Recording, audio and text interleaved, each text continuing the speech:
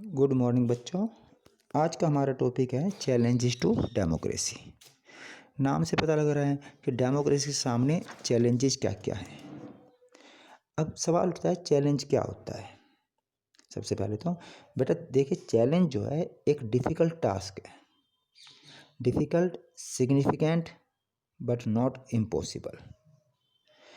जो है ये एक प्रॉब्लम है। चैलेंज क्या है? एक प्रॉब्लम है लेकिन डिफ़िकल्ट है, सिग्निफिकेंट है लेकिन इम्पॉसिबल नहीं है। इसे ऐसे समझिए, आप 10th क्लास में हो, आपके सामने एक चैलेंज है कि आपको 10th क्लास में सीबीएसई में टॉप आना है, टॉप पोजीशन पर आना है 10th क्लास के बोर्ड एग्ज़ाम के अंदर, या जो है एनटीएससी में टॉप आना है।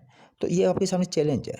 तो ये प्रॉब्लम है, नेचुरल बात है, प्रॉब्लम है तो लेकिन ये प्रॉब्लम डिफ़िकल्ट नहीं है। ये प्रॉब्लम डिफ़िकल्ट है लेकिन इम्पॉसिबल नहीं है।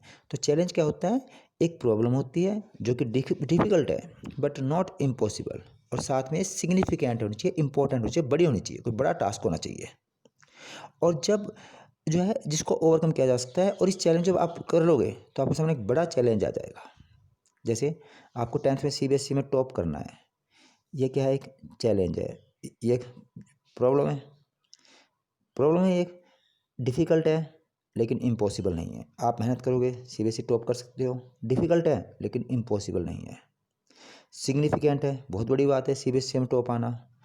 और आपने जब सीबीएसई टॉप कर लिया, 10th क्लास एग्जाम में जो है अच्छे नंबर से, बहुत बढ़िया नंबर से पास हुए, तो अब आपके सामने एक और बड़ा चैलेंज आ जाएगा। क्या? अब आईआईटी टॉप करना है, या मेडिकल एम्स टॉप करना है, या आईएएस ऑफिसर बनना है। तो एक चैलेंज जो होता है वो होती है प्रॉब्लम जो कि डिफ़िकल्ट है, सिग्निफिकेंट है, इम्पोर्टेंट है, डिफ़िकल्ट है लेकिन इम्पॉसिबल नहीं है। इसको ओवरकम किया जा सकता है, इस चैलेंज को पूरा किया जा सकता है, और इस चैलेंज को पूरा करने के बाद उसके बाद एक बड़ा चैलेंज सामने आ जाता है। जैसे फॉर एग्जांपल इंडिया में पॉवर्टी है, पॉवर्टी ख़त्म करना एक चैलेंज है, डिफ़िकल्ट है, बहुत बड़ा काम है, सिग्निफिकेंट है लेकिन इम्पॉसिबल नहीं है। इसको ओवरकम किया जा सकता है, इसको गरीबी को दूर किया जा सकता है। अब जब गरीबी दूर हो जाएगी फिर एक बड़ा चैलेंज कि इंडिया को डेवलप्ड कंट्री में शामिल करना। तो एक चैलेंज पूरा करते हैं, फिर दूसरा बड़ा चैलेंज सामने आ जाता है, उससे बड़ा चैलेंज। तो इस प्रकार से चैलेंज चलते रहते हैं। तो ऐसे डेमोक्रेसी में हम डेमोक्रेसी को मानते हैं best form of government. Democratic government is the best form of government than dictatorship, और non democratic regime monarchical form से बेस्ट फॉर्म गवर्नमेंट है। तो इसका डेमोक्रेसी का कोई चैलेंजर नहीं है। लेकिन इसका मतलब ये नहीं कि डेमोक्रेसी में कोई चैलेंज नहीं होते। जैसे मान लो एक बच्चा आइडियल स्टूडेंट है, बेस्ट स्टूडेंट है, तो सब बच्चों में बेस्ट है वो, लेकिन ये गारंटी नहीं है कि उसमें कोई कमी नहीं होगी। तो बेस्ट स्टूडेंट में भी कमियां हो सकती हैं। ऐसे ही डेमोक्रेसी जो कंट्री है, बेस्ट डेमोक्रेटिक कंट्री है, जो है बेस्ट फॉर्म ऑफ गवर्नमेंट है, लेकिन उसमें भी कमियां होती है। जैसे हमारे इंडिया में डेमोक्रेसी है लेकिन कितनी सारी कमियाँ हैं, अनएम्प्लॉयमेंट है, पॉवर्टी है, क्राइम है, जो है टेररिज्म है। तो ये जो प्रॉब्लम के बारे में डिस्कस करेंगे। तो एक और बात, डिफरेंट कंट्रीज जो है उनके सामने अलग अलग तरह की चैलेंज होते हैं। इंडिया के सामने दूसरे चैलेंज है, अमेरिका के सामने दूसरे चैलेंज हैं, पाकिस्तान के सामने दूसरे चैलेंज हैं। तो और साथ में 1/4 ऑफ द ग्लोबल वर्ल्ड, यानी 1/4 जो कंट्रीज हैं वर्ल्ड के, वहाँ पर अभी भी नॉन डेमोक्रेटिक कंट्रीज हैं, डेमोक्रेसी नहीं है वहाँ पर। अब बच्चों चैलेंजेस के बारे में बात करते हैं अगली स्लाइड में, कि चैलेंज कौन से होते हैं, कितने प्रकार के चैलेंज होते हैं।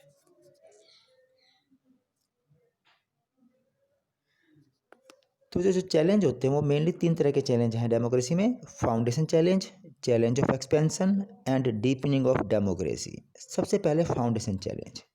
ये जो फाउंडेशन चैलेंज है नॉन डेमोक्रेटिक कंट्री में सामना किया जाता है। Foundation challenge means foundation change करनी है, डिक्टेटरशिप या मोनार्की से डेमोक्रेसी लानी है कंट्री में।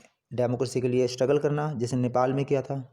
नेपाल में फाउंडेशन चैलेंज था, मोनार्किकल फॉर्म से डेमोक्रेटिक फॉर्म ऑफ गवर्नमेंट लाने का स्ट्रगल किया गया था। तो पहली बात तो डेमोक्रेसी लाना, सेटअप करना, फिर उस डेमोक्रेसी को मेंटेन करने के लिए स्ट्रगल करना, यानी मिलिट्री को अवे रखना। हमें पढ़ा है जहाँ जहाँ पर मिलिट्री ज़्यादा पावरफुल होती है, चांस होते हैं उसके बार बार वापस आने के, जो है गवर्नमेंट को बनाने के। जैसे पाकिस्तान में डिक्टेटरशिप बार बार लागू हुई, डेमोक्रेसी आई, फिर डिक्टेटरशिप आई, डेमोक्रेसी आई, फिर डिक्टेटरशिप आई। तो डेमोक्रेसी एस्टेब्लिश होने के बाद उसको मेंटेन करने के लिए मिलिट्री को अवे करना, to keep away military from the government. अब आगे अगला है कंट्रोलिंग गवर्नमेंट से दूर रखना, और साथ में एक एस्टेब्लिश के sovereign and functional state setup करना, इंडिपेंडेंट स्टेट सेटअप करना, ये फाउंडेशन चैलेंज में आता है। दूसरा चैलेंज है चैलेंज ऑफ एक्सपेंशन। जैसे नाम से पता लग रहा है, चैलेंज को एक्सपेंड करना, डेमोक्रेसी को एक्सपेंड करना, जैसे इक्वलिटी, लिबर्टी, फ्रेंडिटी, जो भी डेमोक्रेटिक प्रिंसिपल्स हैं, डेमोक्रेटिक वैल्यूज है, उनको एक्सपेंड करना, उनको फैलाना। एक अनपढ़ आदमी, एक जो बहुत अत्यंत गरीब आदमी है, पूरेस्ट टू द पुअर है, उसे भी पता हो कि मेरे डेमोक्रेटिक प्रिंसिपल, डेमोक्रेटिक मेरे जो है राइट्स क्या क्या हैं, मेरी वोटिंग राइट की वैल्यू क्या है, मेरी फ्रीडम की वैल्यू क्या है। तो अधिकतर कंट्रीज जो हैं, डेमोक्रेसीज जो हैं, ये चैलेंज ऑफ एक्सपेंशन फेस करते हैं। अब इसमें क्या क्या आता है कि डेमोक्रेटिक जो है बेसिक प्रिंसिपल जो डेमोक्रेटिक गवर्नमेंट का, वो सभी रीजन में, किसी कंट्री के सभी रीजन में स्प्रेड हो जाए, यानी हर जो है एरिया में डेमोक्रेसी आ जाए, रियल सेंस में डेमोक्रेसी आ जाए, पॉलिटिकल, सोशल और इकोनॉमिक इक्वलिटी आ जाए। आज पॉलिटिकल इक्वलिटी तो आ चुकी है, सबका वोट एक है, वैल्यू एक है वोट की, लेकिन अभी सोशल और इकोनॉमिक इक्वलिटी नहीं आई, जो कि रियल डेमोक्रेसी जब आएगी, जब डेमोक्रेटिक प्रिंसिपल्स सब जगह फैल जाएंगे। साथ में जो है ग्रेटर पावर देना लोकल गवर्नमेंट को, और जो वुमेन और जो माइनॉरिटी ग्रुप हैं, उनको भी एम्पावरमेंट देना, उनको भी स्ट्रेंथन करना, उनको भी ताकतवर बनाना, वुमेन और माइनॉरिटी ग्रुप को। ये चैलेंज ऑफ एक्सपेंशन में आता है। तो ये जो चैलेंज है मोस्ट कंट्रीज फेस कर रहे हैं, जिसमें कि इंक्लूडिंग इंडिया में चैलेंज है ये डेमोक्रेसी एक्सपेंड करने का। अभी भी अपर कास्ट लोअर कास्ट में काफ़ी स्ट्रगल, जो डिफरेंस गैप देखने को मिल रहा है। ऐसे अमेरिका में जैसे ब्लैक और वाइट के बीच में काफ़ी डिफरेंस है। तो ये चैलेंज ऑफ एक्सपेंशन में। तीसरा चैलेंज है डीपनिंग ऑफ डेमोक्रेसी। इसमें ये वे चैलेंज है जो डेमोक्रेसी लाने वाले इंस्टीट्यूशंस हैं, जैसे सुप्रीम कोर्ट है या अपना जो इलेक्शन कमीशन है, पार्लियामेंट है, इनको स्ट्रेंथन करना। ये मजबूत होंगी तो नेचुरल बात है, दीज आर दी, और media, these are the pillars of democracy. ये अच्छी स्ट्रॉन्ग होंगी तो सही ढंग से काम चलेगा, ये अपना काम फेयर करेंगे तो देश अपने आप आगे बढ़ेगा, डेमोक्रेसी अपना पाएगी। तो इसमें एक और बात, जो पावरफुल और जो रिच पीपल हैं उनको दूर रखना, डेमोक्रेटिक जो है गवर्नमेंट से उनका प्रभाव कम से कम हो। अब तो ये तो चैलेंजेस थे। अब इन चैलेंजेस को हम जो है दूर करने के लिए रिफॉर्म की ज़रूरत है। तो democratic ways to carry out these reforms, तो डेमोक्रेसी में रिफॉर्म लाने के लिए जो ways to carry out these democratic reforms, तो हम इनको डेमोक्रेसी में रिफॉर्म कैसे ला सकते हैं। तो सबसे पहला कानून बनाकर, लीगल वेज, आपको कोई भी कमी रोकनी है, ख़त्म करनी है, कानून बना दो। लेकिन कानून बनाना इतना अच्छा इफेक्टिव सॉल्यूशन नहीं है। हालांकि बात सही है कि जो carefully device changes in law, यदि लॉ में चेंज करते हैं ध्यान से सोच समझ कर, तो ये डिस्करेज करते हैं रॉन्ग पॉलिटिकल प्रैक्टिस को। कानून बनाना एक सही अच्छा कानून जो है गलत बातों को रोकता है और एंकरेज करता है अच्छी बातों को।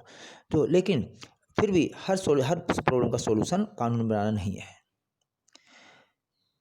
अच्छा, इसके बाद जो है पॉलिटिकल पार्टी जो हैं, जैसे मान लो क्रिकेट है, क्रिकेट में कोई बैट्समैन खेल रहा है, तो वो जो है नेगेटिव टैक्टिक्स अपनाने के लिए गेंद के आगे जो है अपना पैर लगा रहा है बार बार, तो इसके लिए उसकी जो डिस्करेज करने के लिए हमने LBW जो है रूल बना दिया। लेकिन उसमें जो चेंज किया, LBW रूल में, लॉ में चेंज किया, लेकिन उसका बैटिंग से कोई लिंक नहीं है। बैटिंग तो उसे जब आएगी जब वो अच्छी तरह बैटिंग प्रैक्टिस करेगा। तो रूल बनाने से जो है रिफॉर्म इतने अच्छे तरीके से नहीं होते जितना कि केयरफुली जो कौन रूल की बजाय ज़्यादा अच्छा क्या है, democratic reforms are to be carried out mainly by political activists, जो पॉलिटिकल वर्कर्स हैं, मेंबर्स हैं, पॉलिटिकल पार्टीज हैं, movements and politically conscious citizens, ये ज़्यादा अच्छी तरह से डेमोक्रेटिक रिफॉर्म्स ला सकते हैं बजाय कानून बनाने के। सेकंड जो हमारा लीगल रिफॉर्म है, सेकंड जो पॉलिटिकल रिफॉर्म है, effective laws that strengthen people, तो वे कानून जो कि लोगों को ताकत देते हैं। तो अब कई बार रूल जो होते हैं, लॉ जो होते हैं, काउंटर प्रोडक्टिव हो जाते हैं, उनका उल्टा परिणाम भी निकल जाता है। जैसे कुछ स्टेट्स में जिन पेरेंट्स के 2 से ज़्यादा बच्चे हैं, उनको पंचायत इलेक्शन में चुनाव करने में रोक लगा दी। अब ये तो अनडेमोक्रेटिक वे है। एक गलत चीज़ को रोकने के लिए हमने एक सही चीज़ को रोक रहे हैं, गलत कर जो है सही चीज़ को जो है रोक रहे हैं। तो जो है अब इलेक्शन लड़ना तो हर एक का डेमोक्रेटिक राइट है, उसको रोक कर हम डेमोक्रेसी को एक तरह से थ्रोटल कर रहे हैं, डेमोक्रेसी का गला घोट रहे हैं। तो आई थिंक दिस इज जो है ये अच्छा वो नहीं है कि लॉ के द्वारा कि जो एक सही चीज़ को हम जो है रोक रहे हैं एक गलत चीज़ को ख़त्म करने के लिए। तो अब लोगों को ज़्यादा अच्छा है कि लोगों को एम्पावर करो, जैसे राइट टू इन्फॉर्मेशन एक्ट है। तो ये जो एक्ट होते हैं, अच्छे लॉ जो होते हैं, laws that give political actors incentive to good things have more chances of working. तो जो कानून जो कि इंसेंटिव, जिससे कि लीडर्स पार्टीज एंकरेज होती हैं अच्छा काम करने के लिए, वे ज़्यादा अच्छे कानून बनते हैं। जैसे कि राइट टू इन्फॉर्मेशन लॉ है, इसके द्वारा गवर्नमेंट के फंक्शनिंग को, वर्किंग को हम जांच सकते हैं, कोई भी ऑर्डिनरी सिटीजन जांच सकता है। तो पॉलिटिकल पार्टी जो अवेयर हैं, कॉन्शियस हैं कि हमारे काम की कभी भी आम आदमी सिटीजन जो है RTI के द्वारा जांच कर सकता है। तो इससे क्या है, ये लॉ जो है इफेक्टिव है पॉलिटिकल पार्टीज को रिफॉर्म के लिए भी, डेमोक्रेसी रिफॉर्म के लिए भी, और लोगों को एम्पावर किया इसने। अगला रिफॉर्म थ्रू पॉलिटिकल पार्टीज, तो पॉलिटिकल पार्टीज भी रिफॉर्म कर सकती हैं। Democratic reforms are to be brought about principally through political parties, तो मेन तो पॉलिटिकल पार्टीज हैं। यदि ये रिफॉर्म हो जाएंगी तो अपना आप ही रिफॉर्म आ जाएगा। तो the most important concern should be to increase and improve the quality of political participation by ordinary citizen. तो जितना ज़्यादा ऑर्डिनरी सिटीजन पार्टिसिपेट करेगा डेमोक्रेटिक रिफॉर्म में, उतने ज़्यादा अच्छे डेमोक्रेटिक रिफॉर्म्स होंगे। फिर एक और है, जो ये लॉ बन रहे हैं, जो डेमोक्रेटिक रिफॉर्म किए जा रहे हैं, इनको जो सोल्यूशन जो निकाल लिया हम लोग, इम्प्लीमेंट कैसे किए जा रहे हैं, ये भी इम्पोर्टेंट है। ये था हमारा रिफॉर्म के बारे में। अगली स्लाइड में पढ़ेंगे रीडिफाइनिंग डेमोक्रेसी।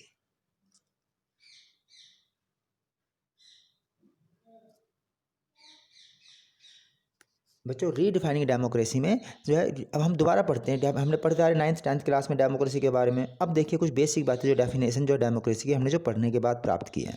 पहली तो है the rulers elected by the people must take all the major decisions. तो जो हमारे द्वारा चुने जाते हैं रिप्रेजेंटेटिव्स, वही सारे इंपॉर्टेंट डिसीजन लेने चाहिए। ये डेमोक्रेसी की बेसिक डेफिनेशन है कि जो रिप्रेजेंटेटिव हमारे, वही एम्पावर होने चाहिए, वही कानून जो है बजाय जो है ब्यूरोक्रेसी के, जो डेमोक्रेटिक गवर्नमेंट है उसको ज़्यादा अच्छे डिसीजन लेने चाहिए, बड़े डिसीजंस।